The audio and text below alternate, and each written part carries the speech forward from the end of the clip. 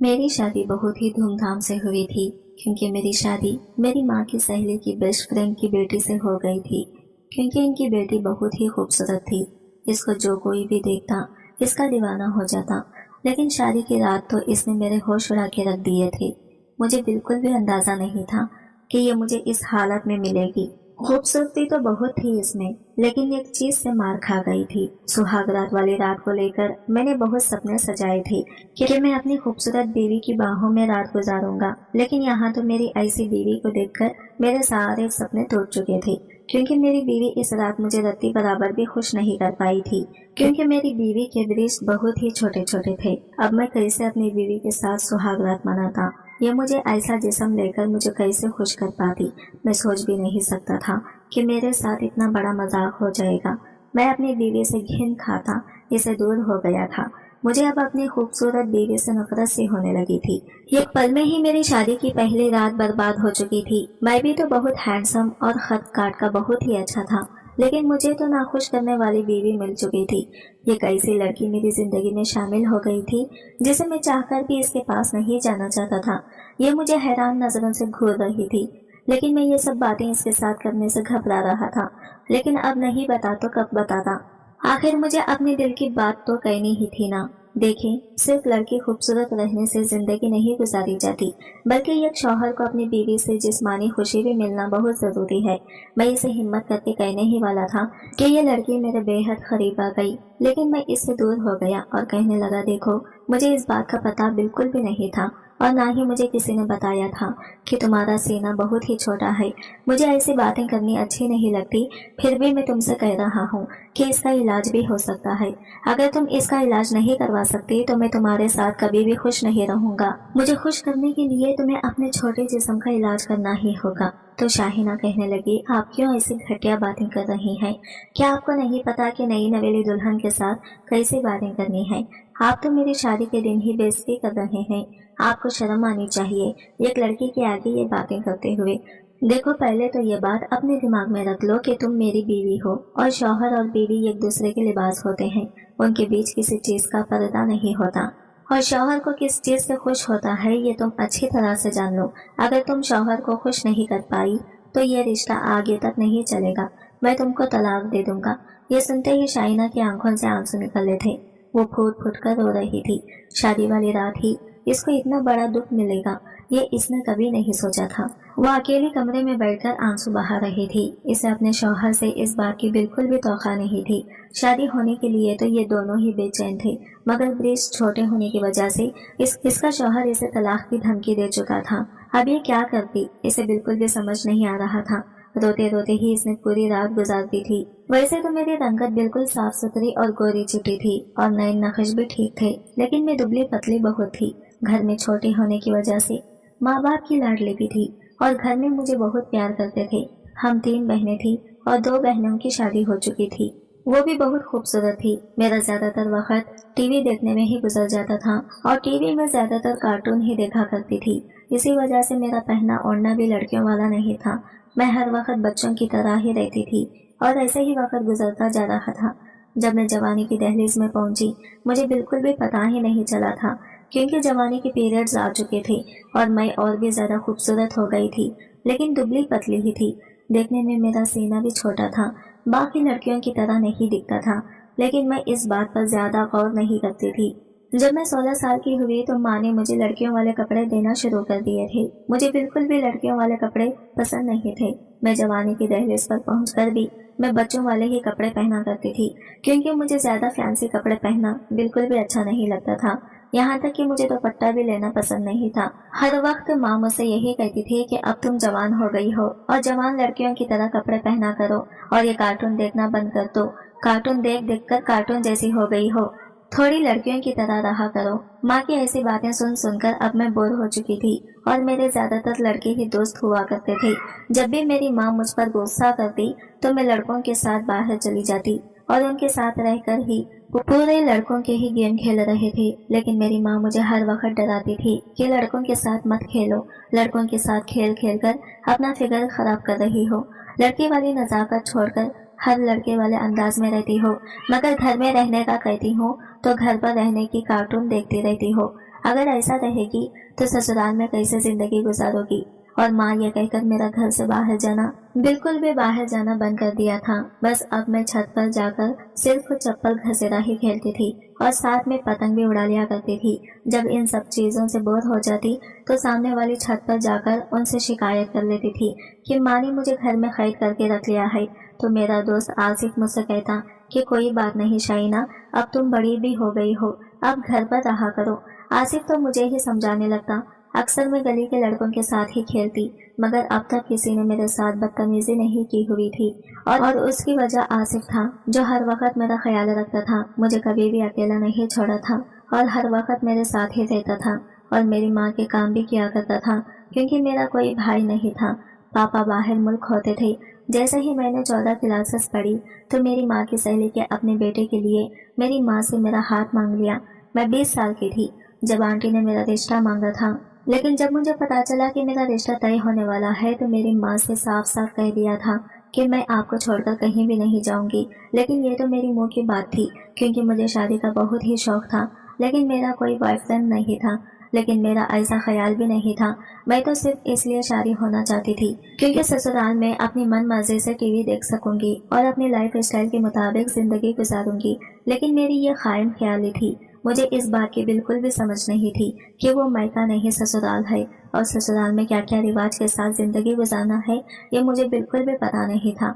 और तो और मुझे तो घर के काम भी नहीं आते थे और मेरी माँ को ये सब पता था और मेरी माँ मेरे ये सारे ऐप छुपाना चाहती थी। और अब तो तेजी से वक्त गुजर रहा था और मेरी शादी सिर्फ 4 दिन ही बाकी थे और ये 4 दिन मैंने अपने घर में बैठकर बहुत मुश्किल से काटे थे। खैर आज मेरा शादी का दिन भी आ गया था और मेरा शौहर बारात लेकर आ गया था। मैं दुल्हन बनी बहुत ही खूबसूरत दिख रही थी और मेरा शौहर मुझे बार बार मोहब्बत भरी आंखों से मुझे घूर रहा था। मुझे तो अब खुशी भी हो रही थी क्योंकि अब मैं अपनी मर्जी से जिंदगी जीऊंगी। लेकिन मैं नहीं जानती थी कि मेरी जिंदगी में आने वाला तूफान मेरा इंतजार कर रहा है। अब मैं रुखसत होकर अपने ससुराल आ गई थी। अब मैं इस वक्त दुल्हन के सख्त लहंगा पहन रखा था कि बाद मेरी सास ने अपने मोहल्ले की एक लड़की से दोबारा से मेरा मेकअप ठीक करवाया था। मैं थकान से और नींद से बेहाल थी क्योंकि ट्रेन में मुझे ठीक से नींद नहीं आई थी। मैं हमेशा नींद की बड़ी पक्की थी। जब भी मुझे नींद आती मैं चाहकर भी खुद को जगा नहीं पाती थी, इसलिए अपने शौहर असद के कमरे में आने का इंतजार भी मैंने नहीं किया था। तकिए पर सर रखकर मैं सो गई थी। ना जाने रात के किस समय मेरी आंख खुली थी। मैंने देखा असद सोफे पर सर रखकर सो रहा था। ये देखकर मुझे बड़ी शर्मिंदगी से हुई थी। मुझे इसका इंतजार करना चाहिए था। खैर मैंने घड़ी पर नजर दौड़ाई तो रात के 3 बज रहे थे। मुझे बहुत भूख लग रही थी। जब से मैं आई थी बस नाश्ता करके ही आई थी। सास ने मुझे कमरे में बिठा दिया था और मैं कमरे में आते ही लेटकर सो गई थी। मैं उठकर कमरे से बाहर जाना चाहती थी ताकि अपने खाने पीने का कुछ जुगाड़ लगा सकूं, लेकिन जैसे ही मैंने बेड से नीचे पांव रखा तो ना जाने नीचे क्या था कि मेरा पैर से टकराव हो गया और मैं गिरते गिरते बची थी। लेकिन मेरे मुंह से एक चीख निकल गई थी और मैं जल्दी ही संभल भी गई थी। गिरने से तो बच गई थी, लेकिन चीख की आवाज सुनकर असद की आंख जरूर खुल गई थी। मुझे जागते देखकर वो मुस्कुराता हुआ उठकर मेरे पास आ गया। अपना तकिया भी बेड पर रखा। बेशक इसका बचपन में मेरे घर आना जाना था, लेकिन असद मेरे लिए बिल्कुल अनजान था। वो मेरे पास आकर बैठ गया। कहने लगा, हो गई तुम्हारी नींद पूरी? कितना जगाया मैंने तुम्हें, लेकिन तुम ठीक ही जगने का नाम ही नहीं ले रही थी। तुम तो सारे घोड़े बेचकर ऐसी सोई थी कि उठने का नाम ही नहीं लिया। मैंने कहा आई एम सॉरी, शायद सफर की वजह से बहुत थक गई थी, इसीलिए मुझे पता ही नहीं चला कि कब आंख लग गई। कहने लगा, हाँ मैंने तुम्हें जगाने की कोशिश की थी, लेकिन नींद में ही तुमने साफ कह दिया था कि मुझे सोने दो। इसने गहरा सांस लेते हुए मुझे कन्हियों से देखा था। मुझे तो ऐसा कुछ भी याद नहीं था, लेकिन ऐसा मुमकिन भी नहीं था क्योंकि गहरी नींद में जब मम्मी मुझे उठाती थी तो मैं इन्हें भी ऐसे ही कहती थी। इस वक्त तो मुझे काफी शर्मिंदगी से महसूस हो रही थी। मैं अभी यही सोच रही थी कि कैसे असद से ये कहूँ कि मुझे भूख लग रही है कि तभी इसने मेरा हाथ थाम लिया। कहने लगा, बेशक हमारी माँ का आपस में आना जाना था और मिलना जुलना था, लेकिन मैं तुम्हें पहली बार देख रहा हूँ। मेरी माँ ने जब मुझे तुम्हारे लिए पूछा तो मैंने अपना फैसला माँ पर छोड़ दिया था, लेकिन फिर ये सोचने लगा पता नहीं तुम कैसी होगी, लेकिन तुम खूबसूरत हो। मुझे अपनी माँ के फैसले पर कोई भी एतराज नहीं है, बल्कि खुश हूँ कि मेरी माँ ने इतनी खूबसूरत लड़की मेरे लिए चुनी है। यह कहकर इसने साइड टेबल की दराज से अंगूठी निकाली और मेरी उंगली में पहना दी। कुछ देर तक वो मेरी तारीफ करता रहा। मेरे लिए सब कुछ नया नया और बहुत ही अनोखा था, क्योंकि अब तक जिन लड़कों के साथ मैं खेला करती थी वो मुझे लड़का ही समझा करते थे, कभी मुझे ऐसी बातें नहीं करते थे। इसलिए असद से मुंह से अपनी तारीफ सुनकर मुझे अच्छा लग रहा था। इसका मेरे चेहरे को छूना, मधुर शब्दों में बात करना सब कुछ दिल फरेब सा लग रहा था कि अचानक से वो मेरे हाथ देखकर चुप सा हो गया। कहने लगा, तुम्हारे हाथ इतने मोटे और बड़े से क्यों हैं? लड़कियों के हाथों जैसे खूबसूरत क्यों नहीं है? इसने मेरे हाथों को छोड़ दिया था। कहने लगा, मुझे लड़कियों में मर्दाना झलक बिल्कुल अच्छी नहीं लगती। मैंने अपने हाथ गौर से देखे। शायद मुझे लड़कियों की तरह नाखून बढ़ाने का शौक नहीं था, ना ही अपने हाथों की केयर करने की मुझे कोई परवाह थी। इसलिए मेरे हाथ बड़े रूखे के और हर वक्त लड़कों वाले खेल खेल कर मोटे मोटे से हो गए थे। वो बेड से उठकर अलमारी के पास चला गया। अलमारी खोलकर इसने एक ब्लैक कलर का ड्रेस मुझे थमा दिया। कहने लगा, जाओ इसे पहन कर आओ। मैं खुद भी इन भारी कपड़ों से तंग आ चुकी थी, इसलिए शुक्र किया। लेकिन जैसे ही वॉशरूम में जाकर इन कपड़ों को देखा तो नेट की बहुत ही बारीक सी नेटी थी। मैंने शर्माते हुए इसे पहन ली थी। इसे पहनते हुए मैं बेहद नर्वस हो गई थी। मैं कमरे में आई तो सामने ही असद हाथ में परफ्यूम की बोतल पकड़े खुद पर स्प्रे कर रहा था। मुझे देखकर मुस्कुराता हुआ मेरे पास आ गया, मुझ पर स्प्रे करने लगा। कहने लगा, मुझे इस परफ्यूम की खुशबू बहुत पसंद है। ये कहकर वो मुझे अपने आप से लगाए बेड पर ले आया। मुझे प्यार भरी बातें करने लगा। इसकी नजरें मेरे पूरे शरीर पर घूम रही थी और मैं बेहद शर्मा रही थी, क्योंकि ऐसी नजरों से मेरा पहली बार सामना हो रहा था। कुछ ही देर में इसने मुझे अपनी आगोश में समेट लिया था। इसके हाथ मेरे शरीर के हर हिस्से का सफर कर रहे थे, लेकिन एक जगह जाकर इसके हाथ रुक गए थे।